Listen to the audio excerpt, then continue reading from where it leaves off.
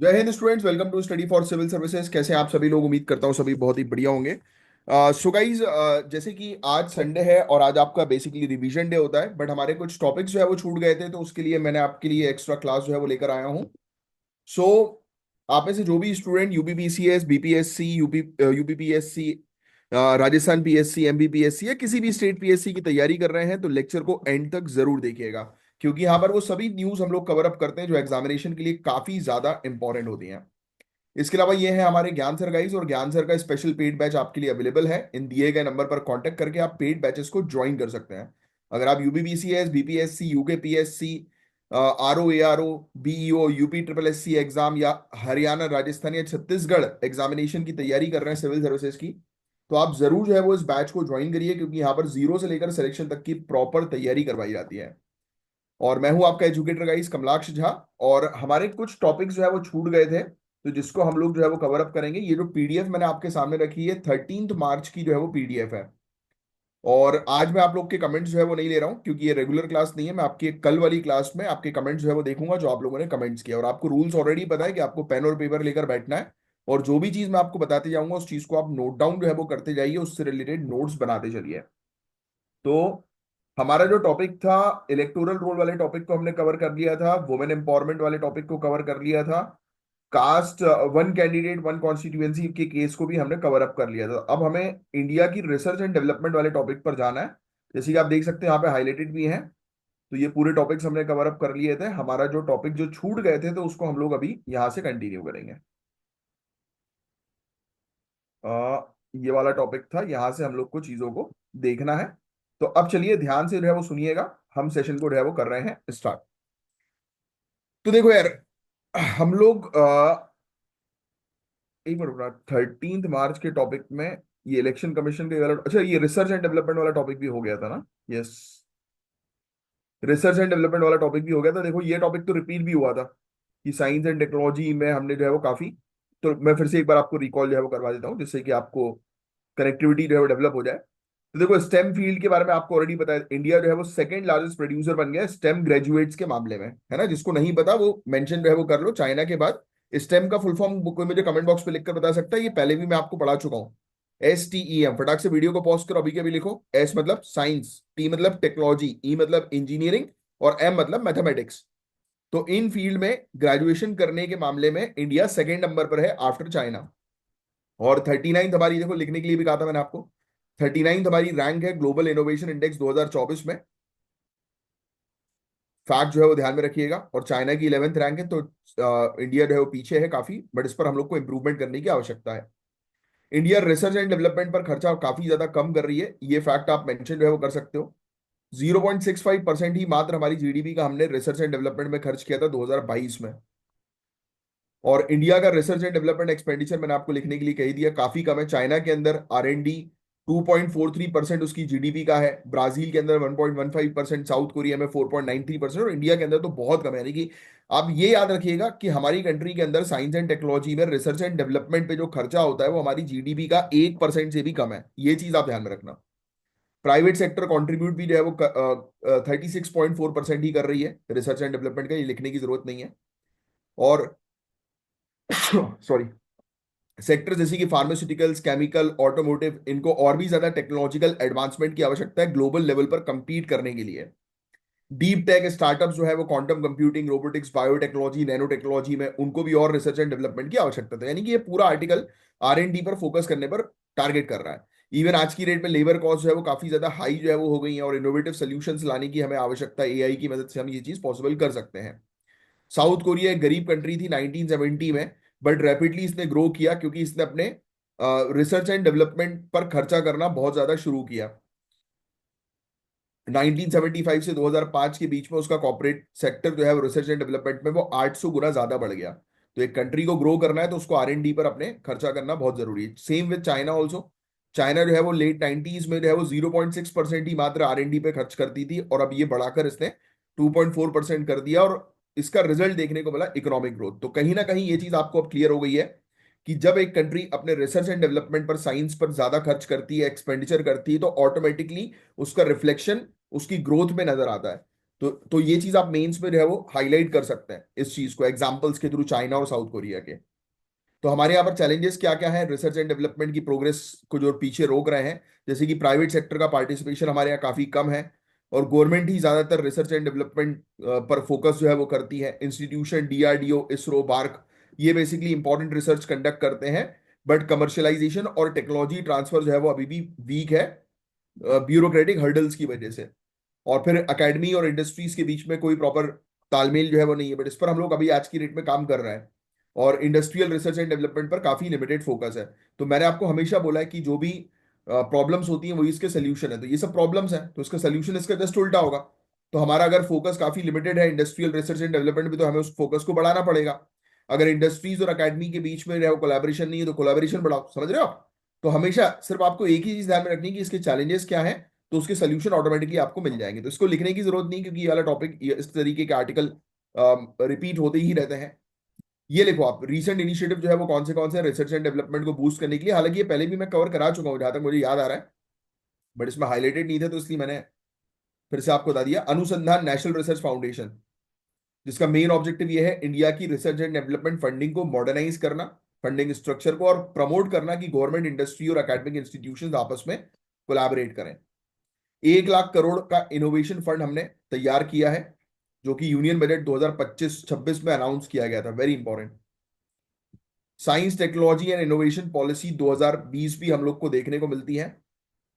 इसके अलावा ये सिर्फ स्कीम के नाम लिख लो, दूसरी इनिशिएटिव के नाम: विज्ञान धारा स्कीम, राष्ट्रीय विज्ञान पुरस्कार, Vaibhav fellowship for global collaboration and research. तो इंडिया को जो है वो अपने रिसर्च एंड डेवलपमेंट पे पर खर्चे को एटलीस्ट 1.6% तक जो है वो लेके जाना है 2035 तक। ये फैक्ट थोड़ा सा ध्यान में रखिएगा। और प्राइवेट सेक्टर जो है वो एटलीस्ट 1% तो कंट्रीब्यूट करे हमारी जीडीपी का रिसर्च एंड डेवलपमेंट के खर्चे पे। बस यही था इस पूरा ओवरऑल टॉपिक, इसमें और कुछ ज्यादा आपको कवर अप करने की आवश्यकता नहीं है। अब नेक्स्ट हम बात करेंगे भारत की ग्लोबल स्पाइस मार्केट शेयर के बारे में। भारत के मसाले तो आपको ऑलरेडी पता है कितने ज्यादा फेमस है। यस। तो आइए समझते हैं इंडिया की स्पाइस इंडस्ट्री का करंट स्टेटस क्या है, इसके चैलेंजेस क्या है, और कैसे हम ग्लोबल मार्केट में अपनी पोजीशन इंप्रूव कर सकते हैं। आपको बता दूं गाइस, भारत दुनिया का सबसे बड़ा मसाला प्रोड्यूसर और एक्सपोर्टर है, लिख लो। भारत दुनिया का सबसे बड़ा मसाला प्रोड्यूसर और एक्सपोर्टर है। इंडिया जो है 11.14 मिलियन टन स्पाइसेस इंडिया ने जो है वो 2022-23 में जो है वो प्रोड्यूस किए हैं।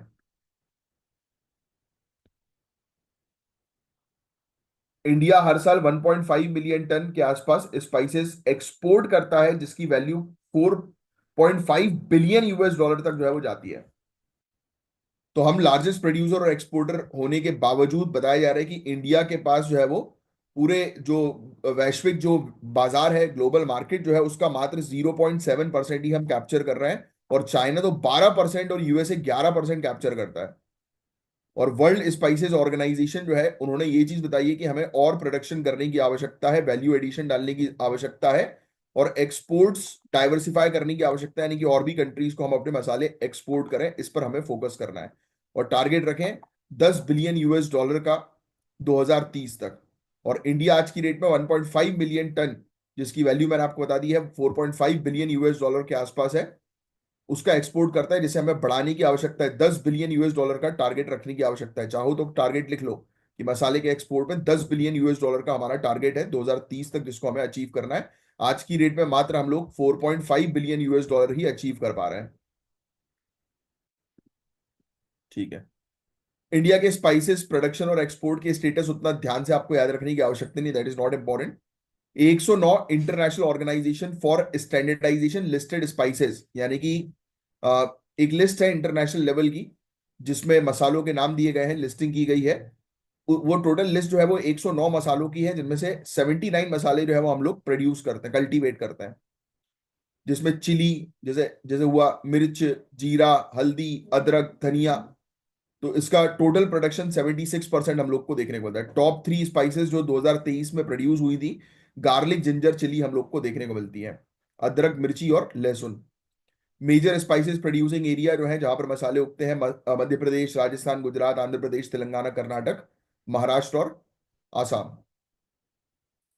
ठीक है। नॉन ट्रेडिशनल रीजन में नॉर्थ ईस्ट, ओडिशा, झारखंड भी आ जाते हैं। 2023-2024 में इंडिया ने 4.4 बिलियन यूएस डॉलर का की वर्थ का एक्सपोर्ट किया था स्पाइसेस, जो कि लगभग 14 लाख टन था। बस ठीक है, इसमें और ज्यादा आपको याद रखने की जरूरत नहीं है। चाइना, बांग्लादेश, वेस्ट एशिया की अगर हम बात करें, यूएसए की बात करें, ये इंपॉर्टेंट मार्केट हम लोग को देखने को मिलता है। ठीक है, चैलेंजेस यही है कि लिमिटेड वैल्यू एडिशन। हमारा वैल्यू एडिशन तो समझते हो ना हम लोग, हम डायरेक्ट रॉ मटेरियल भेज रहे हैं, बेच रहे हैं, उसमें हम कुछ और एक्स्ट्रा एडिशन जो है वो नहीं कर रहे हैं। यानी कि फॉर एग्जांपल कि हम जो है वो कुछ प्रोडक्ट को बेचें जिसमें मसाले हों, इंक्लूडेड हों, तो ऐसी चीजें हम जो है वो नहीं कर रहे हैं, जिस पर हमें काम करने की जरूरत है। क्वालिटी को सुधारने की जरूरत है। कंपटीशन दूसरी कंट्री से हम लोग ज्यादा जो है वो फेस कर रहे हैं, उसको ओवरकम करने की आवश्यकता है। हाई प्रोडक्शन कॉस्ट हमारे यहाँ पे जो है वो होता है, तो उसको मैनेज करने की आवश्यकता है। तो जो प्रॉब्लम्स है भाई, उसके सोल्यूशन होता है। वैल्यू एडिशन बूस्ट करें, अगर वैल्यू एडिशन नहीं है तो उसको बूस्ट करो भाई। क्वालिटी खराब है तो क्वालिटी को बेहतर करो, प्रोडक्शन को बढ़ाओ, है ना। सेफ्टी स्टैंडर्ड सही नहीं है तो सेफ्टी स्टैंडर्ड को इंप्रूव करो, बस दैट्स इट, और कुछ नहीं। गवर्नमेंट के इनिशिएटिव जो स्पाइस इंडस्ट्री को सपोर्ट करते हैं, तो इसका सिर्फ नाम लिखेंगे आप। स्पाइस बोर्ड ऑफ इंडिया, जो कि स्टैब्लिश हुआ था कब, 1986 के कानून के तहत, और ministry of commerce and industry के अंदर ये ऑपरेट करता है। ये बेसिकली कार्डमम को जो है वो प्रमोट, इलायची को जो है वो प्रमोट करने के लिए ये बोर्ड हम लोग को देखने को मिलता है, और भी 52 प्रकार के मसाले प्रमोट करता है। नेशनल सस्टेनेबल स्पाइस प्रोग्राम एक और है। ये जॉइंट इनिशिएटिव है स्पाइस बोर्ड ऑफ इंडिया का और डब्ल्यूएसओ का, वर्ल्ड स्पाइस ऑर्गेनाइजेशन का। और स्पाइस पार्क भी हमने जो है वो तैयार किया, और स्पाइस की प्रोसेसिंग के कॉम्प्लेक्स भी हमने तैयार किए हैं, बनाए हैं, जहां पर स्पाइसेस की प्रोसेसिंग हो। That's it. अब इको टूरिज्म और एग्री टूरिज्म इंडिया के अंदर, उससे रिलेटेड काफी अच्छा आर्टिकल है। अब इस आर्टिकल को बहुत ध्यान से सुनो। हम आ रहे हैं अब। हाँ, ठीक है। तो देखो, इको टूरिज्म और एग्री एग्री टूरिज्म, नाम से क्या समझ में आ रहा है? एग्रीकल्चर वाला टूरिज्म, यानी कि हम लोगों को अट्रैक्ट करें, टूरिस्ट को, और उनको एग्रीकल्चरल प्रैक्टिसेस के बारे में बताएं, जिससे दो ऑब्जेक्टिव होंगे। एक तो सस्टेनेबल एग्रीकल्चर की जानकारी जो है वो मिलेगी, टूरिस्ट को इंफॉर्मेशन मिलेगी। दूसरा, फार्मर्स के लिए इनकम जो है वो जनरेट होगी। तीसरा, टूरिज्म इंडस्ट्री तेजी से ग्रो करेगी। तो ये हो गया एग्री टूरिज्म। और इको टूरिज्म, यानी कि इको फ्रेंडली टूरिज्म की क्या इको फ्रेंडली प्रैक्टिसेस है उसके बारे में टूरिस्ट को अवेयर करें, है ना। तो ऐसे करके टूरिज्म एक्सपेंड करना है, बस सिंपल एज दैट। इसमें कुछ रॉकेट साइंस नहीं है कि जो आप लिखो और जो आप याद रखो। ये नॉर्मल है, इसके नाम से ही समझ में आ रहा है। आधे से ज्यादा टॉपिक आपको नाम से ही समझ में आ जाने चाहिए। मेरा ऑब्जेक्टिव होता है कि आपको क्लास में ही इस तरीके से चीजों को एक्सप्लेन कर दूं कि आपको ज्यादा नोट्स बनाने की आवश्यकता ना पड़े। तो ये दोनों सेक्टर गाइस भारत की सस्टेनेबल डेवलपमेंट, रूरल इकोनॉमी और एनवायरमेंटल कंजर्वेशन में एक बड़ा रोल प्ले करते हैं। कौन से? एग्री टूरिज्म और इको टूरिज्म। भारत वर्ल्ड का टॉप टूरिज्म डेस्टिनेशन में से एक है। ये बात तो आप जानते हैं कि कितने सारे फॉरेन टूरिस्ट हमारे यहाँ पे आते हैं। हमारे यहाँ के लोग जो है वो पूरे इंडिया में अलग अलग जगह पर घूमते हैं, क्योंकि हमारे इतनी अलग अलग टाइप की चीजें, पहाड़ भी हैं, डेजर्ट भी है, बीचेस भी हैं, सब कुछ तो है हमारे यहाँ। रिलीजियस टूरिज्म है, हर हर एक चीज। रिलीजन भी इतने प्रकार के हैं, तो मतलब टूरिज्म बूस्ट होता है उससे। तो टूरिज्म इंडस्ट्री काफी अच्छी है हमारे यहाँ की। लेकिन मास टूरिज्म से एनवायरमेंट और कल्चरल हेरिटेज को नुकसान पहुंच रहा है। आपको पता है कि लोग जो है वो हिल स्टेशन पर जा रहे हैं, वहां पर कचरा वगैरह कर रहे हैं, है ना। तो इस वजह से इको टूरिज्म और एग्री टूरिज्म का कंसेप्ट अब सस्टेनेबल डेवलपमेंट का एक इंपॉर्टेंट पार्ट बन गया है। चलिए समझते हैं ये दोनों सेक्टर्स क्या हैं और इनके बेनिफिट्स क्या हैं, और कैसे इंडिया को ये प्रमोट कर सकता है, उसके बारे में हम बात करेंगे। तो जम्मू एंड कश्मीर सरकार जो है उसने इंट्रोड्यूस किए हैं कुछ नए रूल्स रेगुलेशंस, जिसके थ्रू ये डेवलप करेंगे बंगस वैली को, उसको डेवलप करने में हेल्प करेंगे, जो कि एक रिमोट टूरिस्ट डेस्टिनेशन है एलओसी के पास, याद रखिएगा। बंगस वैली से रिलेटेड आपसे क्वेश्चन जो है वो पूछे जा सकते हैं कि ये बंगस घाटी कहाँ पर है। तो एलओसी के नजदीक में ही हम लोग को देखने को मिलती है। ऑब्जेक्टिव यही है कि भाई देखो, कुछ ऐसे कंस्ट्रक्शंस होते हैं जो रेगुलेटेड नहीं है, जिस पर निगरानी जो है वो नहीं रखी जा रही, जो रूल्स एंड रेगुलेशंस के खिलाफ जो है वो तैयार हुए हैं, बने हैं पॉपुलर टूरिस्ट डेस्टिनेशन, जैसे कि फालगम, गुलमार्ग और सोनामार्ग में। तो उसको नियंत्रित करना है। गवर्नमेंट जो है वो इंकरेज कर रही है कि वो पेइंग गेस्ट हाउसेस तैयार करे, जिससे कि वहां पर लोकल एरिया में रहने वाले जो लोग हैं उनको इकोनॉमिकल बेनिफिट हो, है ना। तो बंगस वैली के बारे में जब हम चर्चा करें, तो बंगस वैली की लोकेशन मैंने आपको ऑलरेडी बता दी है।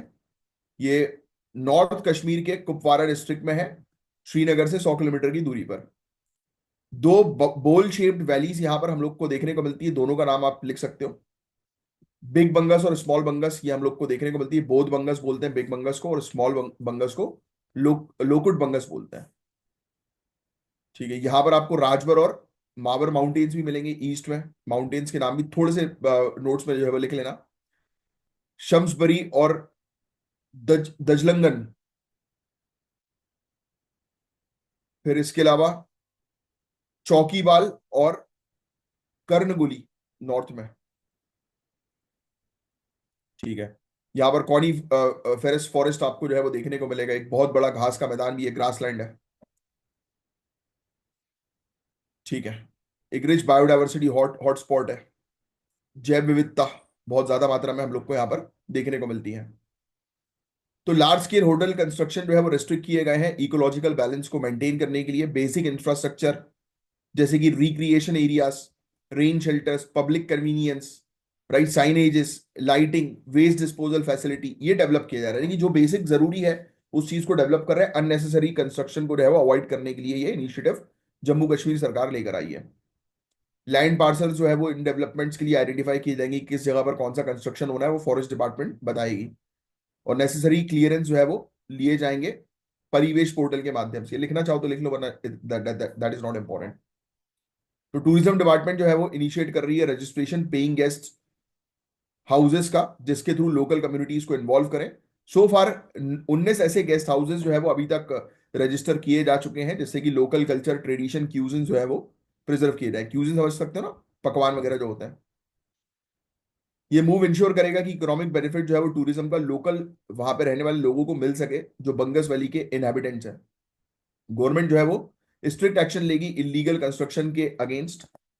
तो कुल मिलाकर आपको पूरा ये टॉपिक समझ में आ ही गया कि आज की डेट में ये सब टूरिज्म को इसलिए प्रमोट जो है वो किया जा रहा है क्योंकि वहाँ की लोकल जो लोग हैं उनको ज्यादा बेनिफिट मिले।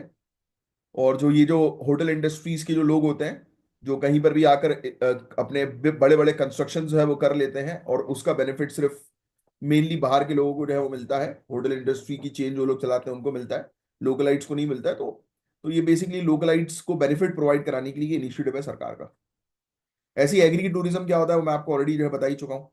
एग्रीकल्चर से एसोसिएटेड है, देखो इंटीग्रेट किया जा रहा है एग्रीकल्चर को टूरिज्म के साथ, किसानों को बेनिफिट हो, है ना। देखो लिखा हुआ है इनकम जो है वो किसानों को प्रोवाइड की जाएगी। किसान अपने ही खेत में जो है वो एक होम स्टे प्रोवाइड कराएगा, फार्म टूर्स करवाएंगे, है ना। उनको भी, टूरिस्ट को भी वो बोलेंगे कि चलो ये लोग फसल लगाओ राइट। और वहां का लोकल खाना जो है वो प्रोवाइड किया जाएगा। और मैं आपको लिटरली बता रहा हूँ, खेत में जो खाना होता है, हम लोग भी कई बार फार्म हाउस में पार्टी करते हैं। जैसे कि हमारे एक एक्स आईएएस ऑफिसर हैं, दुबे जी। तो उनके जो पुत्र हैं वो मेरे काफी अच्छे घनिष्ठ मित्र हैं। तो वो बेसिकली एग्रीप्रेन्योर है। तो हम उनके फार्म में जाकर जो है वो बहुत मतलब पार्टीज वगैरह हमारी चलती रहती है। तो वहां पर काफी सारे ब्यूरोक्रेट्स आते हैं। जैसे कि एक IAAS ऑफिसर है, तो वो भी बहुत, अंबुज भैया भी बहुत बढ़िया पर्सनालिटी है। तो बहुत सारी पार्टी करते हैं। एक और है MPPSC क्वालिफाइड प्रदीप सर, तो उनके साथ भी हम लोग बैठते हैं। तो बहुत मतलब ये मान के चलो कि वहां पे एक तो ओपन एनवायरनमेंट है, इतना शांति माहौल अच्छा लगता है, नेचर के करीब। क्योंकि सिटी के अंदर पोल्यूशन है, थोड़ा फार्म बाहर साइड एरिया पे चले जाओ, गांव एरिया पे चले जाओ तो फ्रेश एयर मिलती है।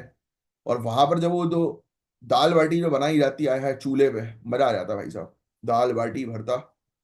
और नॉन वेज लवर्स भी हैं हमारे ग्रुप में, तो वो भी अलग अपना जो है वो तैयार करते हैं, बनाते हैं, तो बढ़िया अच्छा लगता है। तो ऐसी फील जो है वो प्रोवाइड की जाए टूरिस्ट को, और उससे किसानों को बेनिफिट हो। तो इस पर ये पूरा इनिशिएटिव हम लोग को देखने को मिल रहा है एग्री टूरिज्म का, राइट। तो इसमें इतना कुछ याद रखने की आपको आवश्यकता नहीं है। ये कोई चीज ऐसी नहीं है कि जो याद रखी जाए। तो स्टेट लेवल इनिशिएटिव जो एग्री टूरिज्म के हैं, तो महाराष्ट्र ने एग्रो टूरिज्म डेवलपमेंट कॉर्पोरेशन 2005 में ही स्टैब्लिश किया था, ये लिख लो। 28 एकड़ पायलट प्रोजेक्ट इन्होंने जो है वो शुरू किया पुणे में। 328 एग्री टूरिज्म सेंटर जो है वो 30 डिस्ट्रिक्ट में तैयार करवाए। नासिक, पुणे ये पॉपुलर डेस्टिनेशन है, यहाँ पर वाइन्स बनती हैं, तो वाइन यार्ड्स हैं। तो लोगों को बताया जाता है कि वाइन कैसे बनती है, तो उसमें भी इंटरेस्ट होता है ना भाई लोगों का। भाई जैसे मैं हूँ, जब मैं उनके फार्म में जाता हूँ तो नई नई चीजें देखने को मिलती हैं भाई। राइट, नई नई चीजों के बारे में पता लगता है। जैसे कि बहुत समय बाद अभी बीच में मैंने नीलकंठ देखा था। नीलकंठ कहाँ दिख रहे हैं भाई आजकल? बाहर आउटर एरिया में ही दिखाई देता है आजकल। तो स्पैरो स्पैरो चिड़िया विड़िया कहाँ दिख रही है पोल्यूशन के कारण? मैंने नीलकंठ देखा, मजा आ गया देखकर। वो बोलते हैं लकी होता है नीलकंठ देखना। अब मुझे तो ये समझ नहीं आता, लोग पता नहीं कैसी धारणा जो है बना लेते हैं, लकी होता है। अब भाई वो प्रजाति है, वो स्पीसीज है यार। मेरे ख्याल से ये इसलिए बनाया गया था कि जिससे कि इनको प्रोटेक्ट जो है वो किया जाए। मेरे ख्याल से नीलकंठ वहां पर ज्यादा होते हैं जहां पर सांप वगैरह की एक्टिविटी होती है शायद। ऐसा मैंने कहीं पर एक और, ये छिंदवाड़ा पे एक गांव पे गया था मैं, कोल गांव करके एक क्षेत्र है छिंदवाड़ा में। तो वहां पर मैं गया था, तो वहां पर कोल माइंस वगैरह भी हैं। तो बचपन में गया था मैं, तब किसी ने मुझे बताया था वहां पर। फिर कर्नाटक के अंदर कूर कॉफी प्लांटेशन है। केरल के अंदर, ये याद रखना भैया, केरल का एग्रो टूरिज्म नेटवर्क, जो स्पाइसेस, अब ऑब्वियसली बात है केरल स्पाइसेस के लिए इंपॉर्टेंट है। सिक्किम के अंदर, सिक्किम पहली ऑर्गेनिक स्टेट है, सभी लोग जो है वो जानते हैं। तो वहां पर ऑर्गेनिक फार्मिंग को देखने के लिए टूरिस्ट जाते हैं। पंजाब के अंदर ट्रैक्टर्स की राइड होती है, ऐसा देश है मेरा, धरती सुनहरी अंबर नीला, हर मौसम रंगीला, ऐसा देश है मेरा है। फिर बिहार के अंदर लीची ऑर्चर्ड्स हुए, नालंदा का ऑर्गेनिक फार्म हुआ, है ना? तो ये सब चीजें याद रखनी है भैया, ये सब चीजें आपको। राजस्थान का तो डेजर्ट है भैया, कैमल फार्मिंग हुई। राइट, बिश्नोई का गांव। नॉर्थ ईस्ट इंडिया के अंदर अरुणाचल प्रदेश का zero valley, bamboo drip irrigation Meghalaya के अंदर, है ना? छत्तीसगढ़ के अंदर बस्तर का ट्राइबल फार्म टूरिज्म, जो अलाउ करता है विजिटर्स को कि विजिटर्स एक्सपीरियंस करें कि महुआ कैसे बनता है। पीना वीना नहीं है भैया महुआ हुआ, इनसे दूर रहना है, नहीं तो ये भयानक चलता है सर पे। खतरनाक है देसी जो शराब दे, मतलब हाथ से बनाई गई बोलते हैं ना, तरी, ताड़ी बोलते हैं, ताड़ी, ऐसे ऐसे लोकल नाम होते हैं इसके। बहुत तेज सर दुखाती है भाई ये। मतलब लगती इस टाइप की है कि पीते जाओ, पर एकदम से जो हिट करती है ना, आप बाप रे। सेम सेम विद वो ठंडाई, कि महाशिवरात्रि पे एक बार ऐसे ही हुआ, पीते गए कि अच्छी लग रही, मीठी मीठी यार, बढ़िया है तो क्या, कितना बेहतरीन टेस्ट, और दो और दो। अब थोड़ी ना पता था कि यार ये असर जो है वो करेगी आधे घंटे बाद। और जब उसने असर किया, बाप रे, मेरे को तो डर लगने लगा था अपने आप से। कुछ होता है ना कि लोगों के जो ट्रॉमास होते हैं वो सामने आ जाते हैं नशे वशे के बाद, तो मेरे साथ तो बड़ा खतरनाक होता है। मेरे साथ एक क्राइम ब्रांच का कांड हुआ था, तो उसके बाद से मेरा ट्रॉमा सबसे बड़ा वो ही रहता है। जब मैं छोटा था, 17 साल का था मैं, तो उस समय मुझे क्राइम ब्रांच उठा के ले गई थी, तो बहुत बड़ा खतरनाक इंसिडेंट था मेरी लाइफ का वो भी कभी मौका मिलेगा तो बताऊंगा, लीगल टॉपिक कोई आएगा तो। गुजरात के अंदर पेस्टोरल टूरिज्म, कच्छ और डेयरी टूरिज्म। आनंद, आनंद आपको पता ही है यार, ये अपने अमूल, अमूल मिल्क फैक्ट्री जिसको हम लोग बोलते हैं ना, तो ये भी है कोऑपरेटिव सोसाइटी। तो गवर्नमेंट की इनिशिएटिव स्वदेश दर्शन स्कीम के बारे में तो आपको ऑलरेडी पता ही है। फिर ये प्रधानमंत्री जनजातीय उन्नत ग्राम अभियान, ऑब्जेक्टिव ये है कि 1,000 होम स्टे ट्राइबल एरियाज में वो डेवलप करना है। देखो अपना देश scheme, national strategy for promotion of rural home stay 2022, तो ये पूरी स्कीम पॉलिसीज के नाम लिख लेना। तो एग्री टूरिज्म के चैलेंजेस यही हैं कि कंपटीशन काफी हाई है, एक्सेसिबिलिटी काफी पुअर होती, कई बार वहां पहुंचना में दिक्कत होती है। जैसे कई बार मैं अक्षत भाई के फार्म में जब जाता हूँ दुबई जी के, तब उस समय, अच्छा, हालांकि उनके रैपिड एक्शन फोर्स जो है वो उनके जस्ट सामने ही है। तो हम लोग काफी काफी सारे उनके ऑफिशियल्स के साथ भी बातचीत करते हैं, बढ़िया मजा आता है। तो वहां पे जाते हैं तो it it becomes sometimes difficult, क्योंकि रोड्स वगैरह उतने बेटर नहीं है। तो एक्सेसिबिलिटी की कई बार कमी होती है, ट्रांसपोर्टेशन रोड नेटवर्क जो होता है ना, ये सब चीजें। तो लैंड यूज कॉन्फ्लिक्ट्स भी कई बार जो है वो होते हैं। फार्म जो है वो प्रायोरिटाइज करते हैं tourism related activities over traditional crop production due to its higher profitability. ये भी हम लोग को देखने को मिलता है। मोनोकल्चर प्रैक्टिस होती है, स्टेट्स पंजाब हरियाणा वीट पर, राइस पर फोकस करते हैं, जो बहुत ही कम इंटरेक्टिव फार्मिंग एक्सपीरियंस प्रोवाइड कराता है कंपेयर टू हॉर्टिकल्चर फ्लोरिकल्चर। भाई हॉर्टिकल्चर फ्लोरिकल्चर में आप जाते हो, देखते हो, अरे वाह ये सब्जी है, अरे ये फूल है, अच्छा इस प्रकार के इतने इतने फूल हैं, दिखाओ, वो अच्छा लगता है। इसमें एक सिंगल चीज है, तो क्या देखेगा इंसान, बस खड़ा होकर थोड़ा देख लिया, फोटो खिंचा ली, डीडीएलजे वाला सीन कर लिया बस। फिर सीजनल टूरिज्म, ये सीजन्स के ऊपर डिपेंड होता है। तो ये सब दीज आर सम, अब देखो कुछ चीजें होती हैं जिसको आप बदल नहीं सकते, ऑब्वियसली बात है। सीजनल इशू को कैसे बदलोगे? हाँ, आप उसमें एडिशनल चीज शुरू कर सकते हो, जैसे कि जो वहां पर आप जो है वो मुर्गी पालन, मछली पालन, ये सब चीजें चालू कर दो, जिससे कि लोग अट्रैक्ट होके ऑफ सीजन में भी अगर आते हैं तो उनको ये सब चीजों का एक्सपीरियंस मिले। राइट? तो ये चीज है बस, बाकी और कुछ नहीं है इस टॉपिक के अंदर। That's it. Madhav national park का ये क्वेश्चन है, ट्राई करना है इस क्वेश्चन का जो है वो कमेंट बॉक्स पे आंसर जो है वो देने की। और दूसरा जो है ये है Vanuatu citizenship by investment programme, लिख लो भैया। Vanuatu citizenship by investment programme, इसको जो है वो गोल्डन पासपोर्ट स्कीम भी जो है वो कहा जा रहा है। ये इंडिविजुअल को अलाउ करती है कि वो सिटीजनशिप जो है वो ले सकते हैं, फाइनेंशियल कंट्रीब्यूशन जो है वो लगा के, जैसे कि दुबई वगैरह में नहीं होता, आप वहां पर जाइए, 5 करोड़ का है मेरे ख्याल से, आई एम नॉट रॉन्ग, कि वहां पर if you do the investment of 5 crore rupees only, तो आपको एक अच्छा 15 साल का मेरे ख्याल से वीजा एक्सटेंशन ऐसा कुछ मिल जाता है वहां पे। हेनले पासपोर्ट इंडेक्स 2025 जो है वो वनुआतु पासपोर्ट को जो है वो रैंक उसने हाई किया है चाइना और इंडिया दोनों से, क्योंकि वीजा फ्री एक्सेस वो प्रोवाइड करा रहे 113 कंट्रीज को। कंट्रीज यूके, यूरोपियन यूनियन, इन्होंने चिंता व्यक्त करी है इस प्रकार की स्कीम्स को लेकर, क्योंकि क्रिमिनल्स, फ्रॉड्स जो होते हैं वो अपना पूरा पैसा यहाँ पर जो है वो डाल देते हैं और सेटल हो जाते हैं। तो ये चीज है, तो लिख लेना भाई, ये कुछ फैक्ट्स हैं इससे रिलेटेड, ये आपके लिए जरूरी है, और ये मेंस का क्वेश्चन है। इसको ट्राई करना, इसका आंसर जो है वो देने की। Citizenship by investment, CBI concept क्या है ये? वही इन्वेस्टमेंट वाला जो कंसेप्ट हम लोग को देखने को मिल रहा है अभी, जो हमने पढ़ा, कि किसी को सिटीजनशिप जो है वो मिल जाती है इन्वेस्टमेंट के through, Vanuatu programme, golden visa programme, है ना? तो ऐसे ही है। एनीवेज, तो ये था गाइस पूरा ओवरऑल टॉपिक। तो हमने 13 मार्च के जितने भी रिमेनिंग टॉपिक्स थे वो कवर अप कर लिए। तो आज के लेक्चर को मैं ज्यादा एक्सटेंड जो है वो नहीं करूंगा, 2-3 टॉपिक्स ही मैं कवर अप करा रहा हूँ।